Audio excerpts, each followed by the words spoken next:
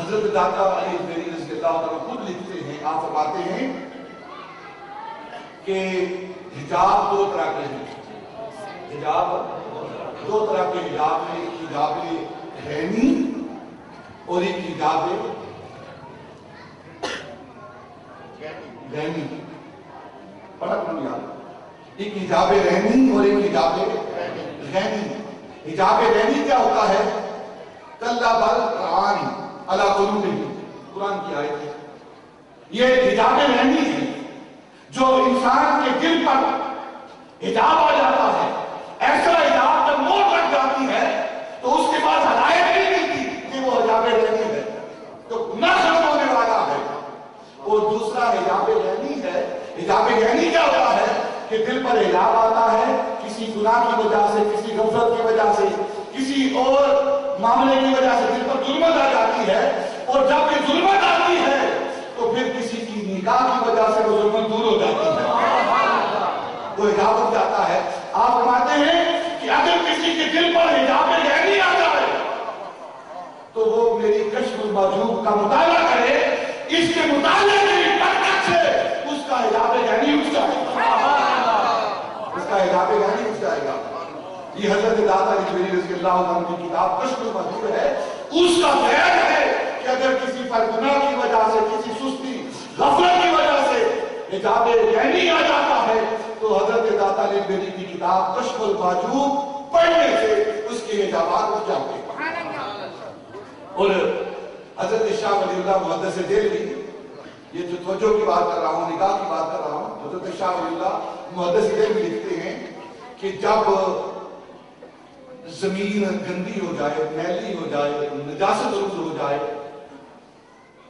ظلمت سے بچ جائے زمین، اس پر نجاست آ جائے تو اس زمین کو پاک کرنے کے، صاف کرنے کے دو طریقے ہیں۔ کون سے دو طریقے؟ کون سے دو طریقے ہیں؟ حضرت شاہ ولی اللہ محدث دہلوی آپ دیکھتے ہیں کہ جب یہ زمین جس پر ہم رہ رہے ہیں، جب یہ زمین نجاست روز ہو جائے، اس پر گند پڑ جائے تو دو طریقے ہیں اس کے صفائی کے۔ ایک طریقہ کیا ہے کہ زوردار موسلادھار بارش آئے، موسلادھار بارش آئے اور وہ ساری گندگی کو بہا کے لے جائے۔ ایک طریقہ یہ ہے زمین کو صاف کرنے کا، اور دوسرا طریقہ کیا ہے اس زمین کو صاف کرنے کا؟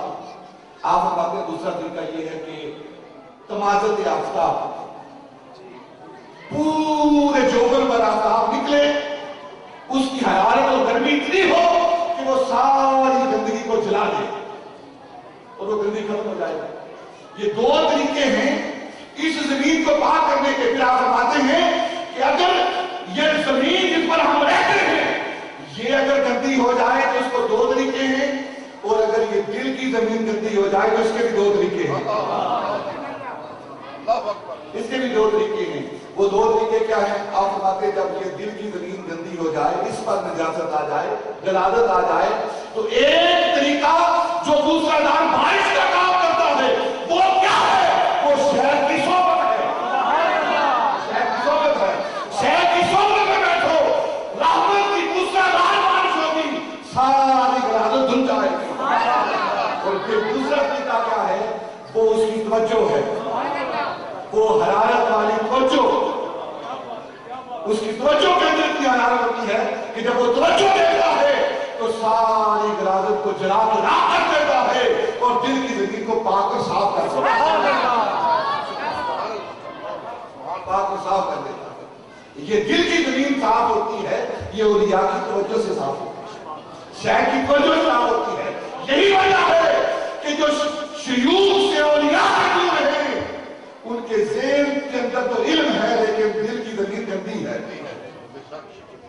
دل کی زمین گندی ہے، وہاں سے علم نہیں نکل رہا،